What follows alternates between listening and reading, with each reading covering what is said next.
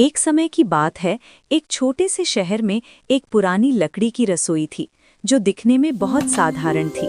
लेकिन जो कोई नहीं जानता था वो ये था कि ये रसोई किसी भी अन्य रसोई की तरह नहीं थी। इसमें एक जादुई रहस्य छिपा था। ये रसोई, जिसे प्यार से जादुई रसोई कहा जाता था, एक छोटी लड़की मीरा की थी। मीरा को खाना बनाना बहुत पसंद था और वो अक्सर अपनी जादुई रसोई में नए नए व्यंजन बनाने का सपना देखा करती थी। एक धूप वाली सुबह मीरा अपनी जादुई रसोई में कुछ खास बनाने का फैसला करती है। वो अपनी छोटी कढ़ाई उठाती है और उसमें थोड़ा पानी और कुछ मसाले डालती है।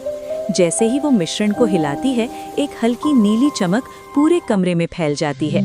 मीरा चौंक जाती है, लेकिन वो डरती नहीं। वो जानती है कि उसकी रसोई में कुछ तो खास है। अचानक चूल्हे पर रखा बर्तन अपने आप उबलने लगता है और उसमें से एक मनमोहक खुशबू फैलने लगती है। मीरा ने कभी इतनी स्वादिष्ट खुशबू नहीं सूंघी थी। वो अपनी आंखें बंद करती है और गहरी सांस लेती है।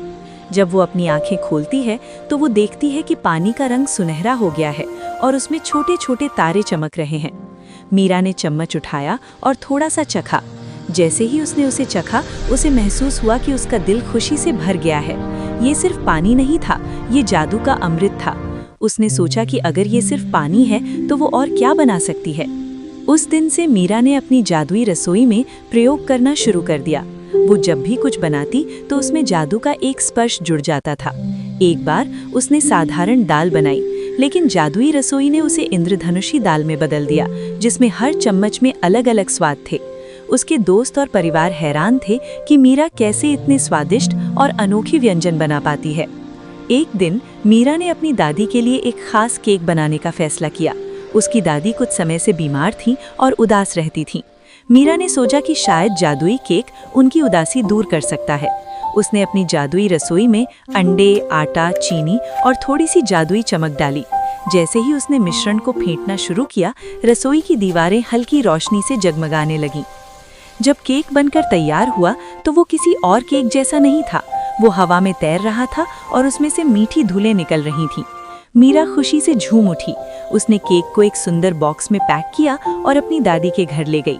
दादी ने जब केक देखा तो उनकी आंखों में चमक आ गई। जैसे ही उन्होंने उसका एक टुकड़ा खाया, उनका चेहरा खुशी से खिल उठा। ये सबसे स्वादिष्ट केक है जो मैंने कभी खाया है, दादी ने कहा। मुझे अब बहुत अच्छा लग रहा है। केक के जादुई स्वाद ने दादी की सारी उदासी दूर कर दी और उन्हें फिर से खुश कर दिया। मीरा की जादुई रसोई की खबर पूरे शहर में फैल गई। लोग दूर दूर से मीरा की जादुई रसोई में बने व्यंजनों का स्वाद लेने आने लगे। मीरा ने कभी भी अपनी जादुई शक्ति का गलत इस्तेमाल नहीं किया। उसने हमेशा अपनी रसोई का इस्तेमाल लोगों को खुश करने और उन्हें स्वादिष्ट भोजन खिलाने के लिए किया। एक बार शहर में अकाल पड़ गया, अनाज की कमी हो गई और लोग भूखे रहने लगे। मीरा ने अपनी जादुई रसोई की मदद से लोगों की मदद करने का फैसला किया। उसने अपनी छोटी सी रसोई में थोड़ा सा आटा और पानी डाला और देखते ही देखते हजारों रोटियां बन गईं। उसने हर किसी को भोजन कराया और उसकी जादुई रसोई ने कभी भी भोजन बनाना बंद नहीं किया जब तक कि हर कोई तृप्त न हो गया। मीरा बड़ी हुई, लेकिन उसकी जादुई रसोई हमेशा उसके साथ रही। उसने अपनी बेटी को और फिर उसकी बेटी को इस जादुई रसोई का रहस्य बताया। ये रसोई पीढ़ियों तक चलती रही, हर पीढ़ी के लोगों को खुशी और स्वादिष्ट भोजन देती रही।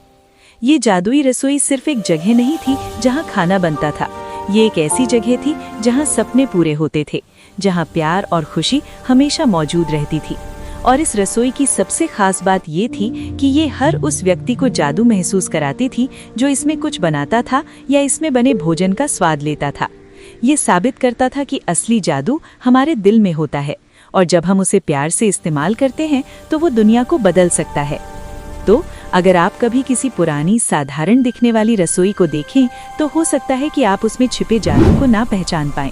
लेकिन याद रखें, हर रसोई में एक कहानी होती है और कुछ रसोइयों में तो जादू भी होता है।